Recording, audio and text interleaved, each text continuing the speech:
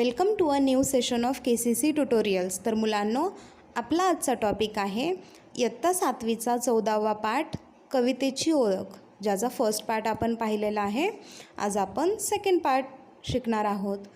तर video start करण्याआधी एक रिक्वेस्ट आहे की जर तुम्हाला आमचा हा आजचा व्हिडिओ आवडला, जर तुम्हाला आमच्या चॅनेलची हेल्प होत असेल तर please like, share and comment करायचं विसरू नका। तर फर्स्ट पार्टमध्ये आपण काय पाहिलं होतं, कवितेची ओळख। याच्यामध्ये आपण पाहिलं होतं की सुधीरला शाळेमध्ये एक प्रकल्प दिला आहे, तो म्हणजे कोणता, तर काव्य प्रतिभा वाढवण्याचा। आणि काव्य प्रतिभा वाढवण्यासाठी त्याला प्रयत्न करायला सांगितलेत, पण त्याला काव्य प्रतिभा म्हणजे काय हेच माहीत नाही आणि त्यासाठी काय करायचं हे सुद्धा माहीत नसतं। तर आजी आजोबा त्याला समजावून सांगतात आणि आजोबा एक ट्रिक काढतात। कोणती आयडिया काढतात, तर आजोबा सुचवतात की आपण आजपासून कवितेमध्ये संभाषण करायचं, म्हणजे सगळ्यांनी एकमेकांशी कवितेमधून बोलायचं। जसं कवितेमध्ये यमक जुळणारे शब्द असतात तसेच आपण सुद्धा वापरायचे आणि काव्य संभाषण करायचं असं आजोबा सुचवतात। आता सगळेजण काव्य संभाषणामधून बोलू लागतात। तर पुढे काय बोलतात ते पाहू आपण। सुधीर काय म्हणतो, तुम्ही आता नका भांडू, भांडण ऐकून येतंय रडू, लहान तोंडी मोठा घास, करपलेल्या भाजीचा सुटलाय वास। आता सुधीर काय म्हणतो की आजी आजोबा आई तुम्ही प्लीज आता भांडू नका, कारण तुमचं भांडण ऐकून मला रडू येतंय। तर लहान तोंडी मोठा घास म्हणजे काय, मी लहान आहे पण मी मोठ्यांमध्ये बोलतो। तर काय बोलतो की करपलेल्या भाजीचा सुटलाय वास, तर चवळीची भाजी करपली आहे, वास सुटलाय त्याचा, जावा पटकन कोणीतरी गॅस बंद करा। सुधीर रुसतो, तेवढ्यात ताई येते, तिला हे वातावरण नवीन असते, विषय समजताच खो खो हसते, पण आनंदित होते व सहभागी होते। आता सुधीर रुसतो कशामुळे, कारण आजी आजोबा आई भांडतायत, कवितेत सुद्धा ते तिघं भांडत आहेत। आता सुधीरची ताई येते आणि तिला माहीत नसतं की हे सगळे कवितेत का बोलत आहेत। जेव्हा तिला कळतं सुधीरच्या प्रकल्पामुळे त्याला हेल्प करण्यासाठी सगळे कवितेत बोलत आहेत, तर ती सुद्धा हसते आणि तिलाही आनंद होतो आणि तीही या संभाषणामध्ये भाग घेते। आता ताई काय म्हणते पहा, बरं का आजोबा अन आजी, दूर करू सुधीरची नाराजी, कवितेत मारेल तो बाजी, आई आहे का घरात पिठाची सोजी। आता ताई म्हणते, तर आजोबा आणि आजी तुम्ही सुधीरची नाराजी दूर करा, तुम्ही भांडू नका, कोणीही घरात भांडू नका। आणि कवितेत काय करेल, तर सुधीर बाजी मारेल, म्हणजे तोही छान छान कविता म्हणेल आणि त्याचा प्रकल्प पूर्ण होईल। आहे का घरात पिठाची सोजी, तर आता घरात पीठ आहे का असं कोण विचारते, ताई। तर आई काय म्हणते, सोजी तुला हवी तरी कशाला, लाडू खातेस अन बशी ठेवतेस उशाला। तर कशाला हवे तुला पिठाची सोजी, तू कुठे काय काम करते, लाडू खाते आणि बशी कुठं ठेवते, तर उशालाच ठेवते, म्हणजे तू साधी बशीसुद्धा तिथून उचलून जागी ठेवत नाही, मग आता तू पिठाची सोजी कशाला विचारते, स्वयंपाक करतेस की काय, असं आई तिला विचारते। सुधीर म्हणतो, चला सगळे जेवण करू, चवळीच्या भाजीवर ताव मारू। आता सगळा स्वयंपाक झाला आहे, तर सुधीर काय म्हणतो की आता चला ना आपण सगळे जेवण करू आणि चवळीच्या भाजीवर ताव मारू, म्हणजे चवळीची भाजी पोट भरून खाऊ। सगळेजण एकत्रित मिळून जेवण करतात। सगळेजण काय करतात, जेवण करतात। फक्त बाबा त्यांच्यासोबत नसतात, कारण बाबा कामाला गेले। आणि चवळीच्या भाजीची आयडिया कोणी सांगितलेली असते, तर आजोबांना चवळीची भाजी खायची असते। नाहीतर आजी कोणती भाजी करायला लागली होती, कांद्याची पात। आता आजी म्हणते, रात्र झाली आता झोपा, उघडू सकाळी कवितेचा खोपा।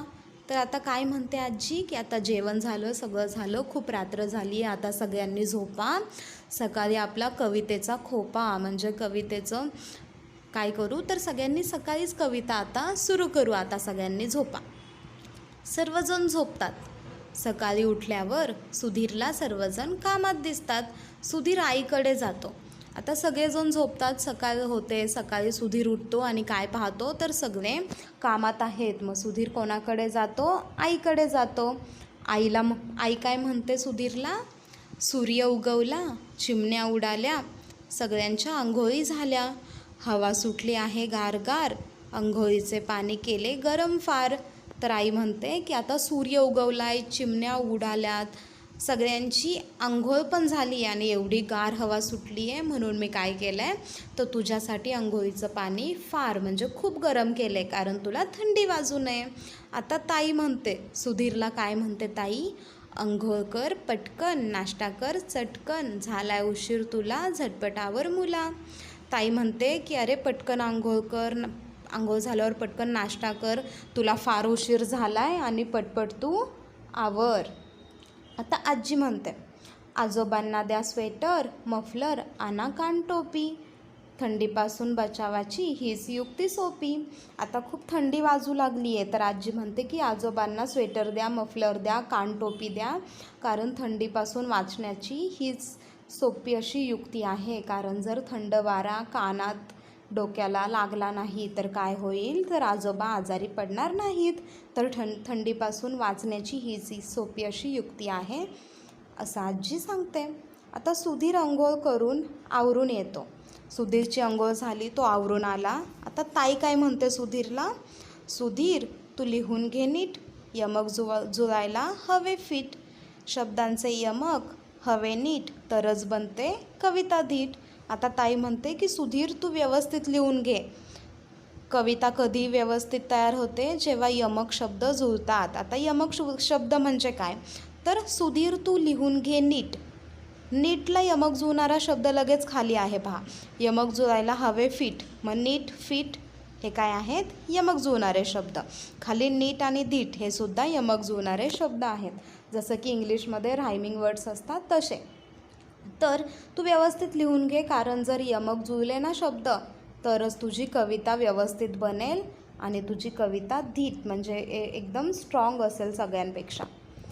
बाबा रात्रपाळीहून परत येतात. आता सकाळ झाली आहे, बाबांची रात्रपाळी संपली आहे, बाबा घरी आले. कालचा विषय त्यांच्या लक्षात येतो, ते गालातल्या गालात हसतात, खुर्चीवर रेलून बसतात. आता त्यांना माहिती होतं की सुधीरच्या मदतीसाठी सगळे काव्य संभाषण करत आहेत. त्यांच्या लक्षात येताच ते गालातल्या गालात हसतात आणि खुर्चीवर बसतात. आता बाबासुद्धा काव्य संभाषण सुरू करतात आणि काय म्हणतात? कामाचा आलाय आता कंटाळा, द्या थोडे पाणी टाकून वाळा. आता बाबा म्हणतात की आता कामाचं खूप कंटाळा आला आहे, रात्रभर मी जागरण केलं आहे, आता मला पाणी टाकून वाळा द्या. म्हणजे काय?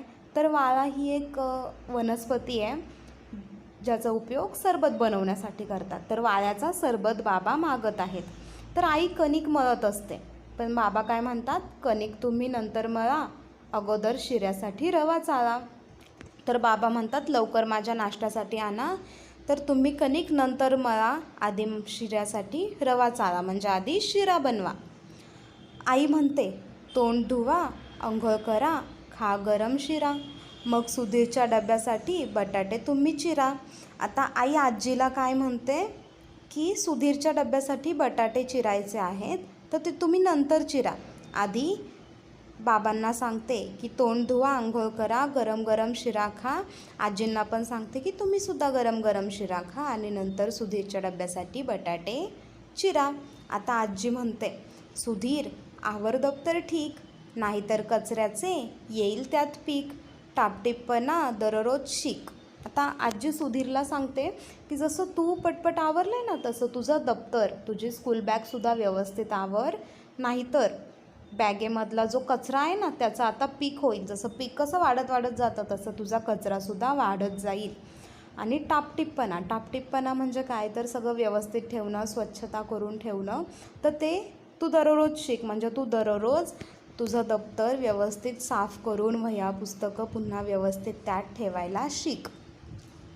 तर सुधीर म्हणतो आजी आई खूप छान, मला नाही कशाचीच वान, तुमच्या वाचून हले ना पान. तर सुधीर काय म्हणतो की आजी आणि आई तुम्ही खूप छान आहात, कारण तुमच्याशिवाय मला कशाचीच वाण नाही म्हणजे मला कशाचीच किंमत नाही आहे, मी काहीच तुमच्याशिवाय करू शकत नाही. तुम्ही चांगल्या सवयी लावता म्हणून मी व्यवस्थित आहे, तर तुमच्याशिवाय माझं पानसुद्धा हलत नाही, म्हणजे तुमच्या मदतीशिवाय मी काहीच करू शकत नाही. आजोबा होकार दर्शवतात तेवढ्यात बाबा काही पुस्तके सुधीरच्या हातात देतात. तर आजोबा होकार होकार दर्शवतात म्हणजे ते सुद्धा म्हणतात, खरंच तुमच्यामुळे काय झालं आहे, तर मुलगा चांगले गुण शिकतो आहे तुमच्यामुळे, तो काय करतो आहे तर छान छान गोष्टी शिकतो आहे. आणि बाबा तेवढ्यात काय करतात, सुधीरच्या हातात पुस्तके देतात. आता बाबा म्हणतात, बस झाला कवितांचा पाऊस, अशाने थोडीच पूर्ण होणार हौस. तर बाबा काय म्हणतात की बस झाला कवितांचा पाऊस, म्हणजे सगळ्यांनी आता कविता म्हणणं थांबवा. अशाने काही तुझी हौस पूर्ण होणार आहे का, म्हणजे अशाने काही तुझा प्रकल्प खरंच पूर्ण होणार आहे का. आता प्रकल्प म्हणजे काव्यप्रतिभा त्याची वाढेल याने, पण प्रकल्पासाठी त्याला अजून काहीतरी लागेल ना, म्हणून बाबांनी त्याच्यासाठी पुस्तके आणलेत. तर बाबा पुस्तके देतात आणि काय म्हणतात, हा घे थोरांच्या कवितांचा मळा, वाचून लागेल तुला कवितांचा लळा. तर बाबा पुस्तके देतात आणि काय म्हणतात, थोरांच्या कवितेचा मळा घे, म्हणजे या पुस्तकामध्ये जे थोर कवी आहेत, कवी कवयित्री, तर त्यांनी छान छान कविता लिहिलेल्या आहेत, त्या घे, त्या तू वाच, त्या वाचल्यावर तुला कविताचा लळा लागेल. सुधीर कवितांची पुस्तके वाचतो, त्यात तल्लीन होऊन जातो. त्याच्या चेहऱ्यावर एक प्रकारचे समाधान घरातील सर्वांना दिसते. आता सुधीर काय करतो, तर ती कवितांची पुस्तके वाचतो. ती कवितांची पुस्तके, त्या कविता वाचता वाचता तो त्यात तल्लीन होतो, म्हणजे मग्न होऊन जातो. त्याच्या चेहऱ्यावर एक प्रकारचं समाधान असतं आणि ते सगळ्या घरातल्या लोकांना दिसतं.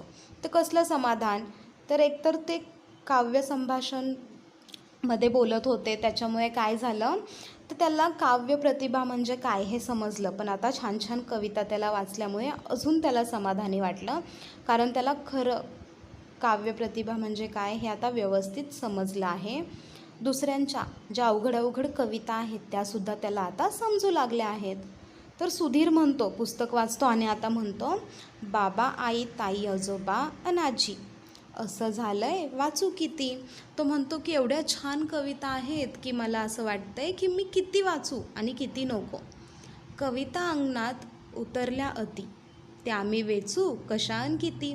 तर कविता एवढ्या अंगणात उतरल्यात की मी त्या कशा वेचू आणि किती वेचू हेच मला कळत नाही आहे. म्हणजे काय, तर आता माझ्याकडे कवितांची पुस्तकं एवढी झाली आहेत, एवढ्या कविता मी वाचलात, तर त्यातल्या मी किती प्रकल्पामध्ये लिहू आणि कशा लिहू तेच मला कळत नाही आहे. शांताबाईंची बाग अन सुर्वेंची गिरणी, गदिमांचे घर अन बालकवींची फुलराणी.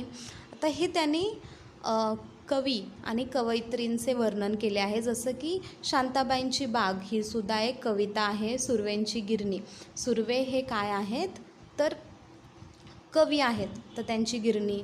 गदिमांचे घर हे सुद्धा काय आहे, कविता आहे. बालकवींची फुलराणी, बालकवी हे एक कवी आहेत, त्यांची फुलराणी, जसं की बालकवींनी श्रावण मास ही सुद्धा कविता बालकवींनी लिहिलेली आहे. तर एवढ्या कविता, तर ही कवितांची नावं सुधीरने सांगितली आहेत जी त्याने त्या पुस्तकामध्ये वाचली. चेतवले भावनांचे मोह तुम्ही म्हणी, तर या सगळ्या कवी आणि कवयित्रींनी काय केलं आहे, तर त्यांच्या सुधीरच्या मनामध्ये जे भावनांचे मोह उठवला आहे, म्हणजे थोडक्यात काय, तर कवितेचा लळा त्याला लावला आहे, कवितेचं आकलन त्याला व्हायला लागलं आहे, तो स्वतःसुद्धा काहीतरी यमक कविता लिहू शकतो. तर अशी भावना त्याच्यामध्ये निर्माण झाली आहे. सर्वजण टाळ्या वाजवतात व सुधीरचे अभिनंदन करतात. तो प्रसन्नतेने प्रकल्प लिहून शाळेत बाईंकडे सादर करतो.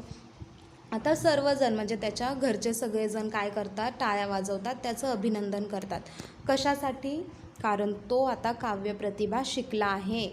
हे जे त्याने वरती लिहिलं, शांताबाईंची बाग अन सुर्वेंची गिरणी, गदिमांचे घर अन बालकवींची फुलराणी, तर हे काय केलं आहे त्याने, तर हे थोडक्यात त्याने यमक शब्द जुळवून एक छान काव्य तयार केले. तर त्याच्यामुळे लक्षात येतं की आता त्याची काव्यप्रतिभा वाढली आहे.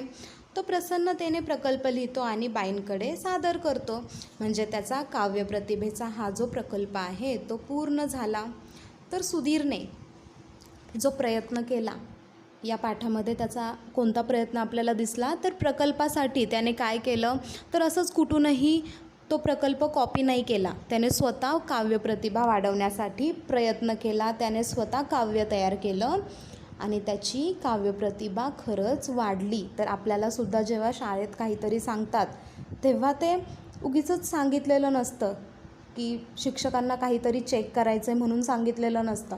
तर ते अशासाठी सांगितलेलं असतं की त्या गोष्टीमधून आपल्याला काहीतरी शिकायला मिळतं आणि आपल्यामधलंसुद्धा ज्ञान वाढत जातं. तर त्याच्यामुळे आपल्याला शाळेत जर एखादा प्रकल्प प्रोजेक्ट दिला तर तो आपण मन लावून आपल्या मनाने करायचा. जर काही समजत नसेल तर घरच्यांना विचारायचं, आपल्या ताई दादा यांना विचारायचं. काहीच नाही समजलं तर आपल्या टीचरला विचारायचं. पण कोणाचंही कॉपी करायचं नाही आणि आपल्या मनाने प्रयत्न करायचा. हे तर आपल्याला यामधून समजलंच. अजून काय समजलं, तर कविता तयार करणं हे सोपं आहे. तर कशामुळे सोपं आहे, जर आपण आपल्या भावना व्यक्त करू शकू तर. आपण जे बोलतो आहे फक्त काय करायचं, तर शब्द यमक जुळवायचं. आपणसुद्धा छोट्या छोट्या कविता तयार करू शकतो. आपली स्वतःचीसुद्धा काव्यप्रतिभा वाढू शकते. तर हे आपण या लेसनमध्ये शिकलो. तर इथेच हा पाठ संपलेला आहे. जर तुम्हाला आमचा हा आजचा व्हिडिओ आवडला असेल तर please like, share and comment करा. जर तुम्ही अजूनही आमच्या चॅनलला सबस्क्राईब केलं नसेल तर प्लीज सबस्क्राईब करा. KCC ऑनलाईन ट्यूशन जर तुम्हाला जॉईन करायची असेल तर डिस्प्लेमध्ये दिलेल्या नंबरवर कॉल करून तुम्ही अधिक माहिती घेऊ शकता. Thank you for watching this video. Good bye.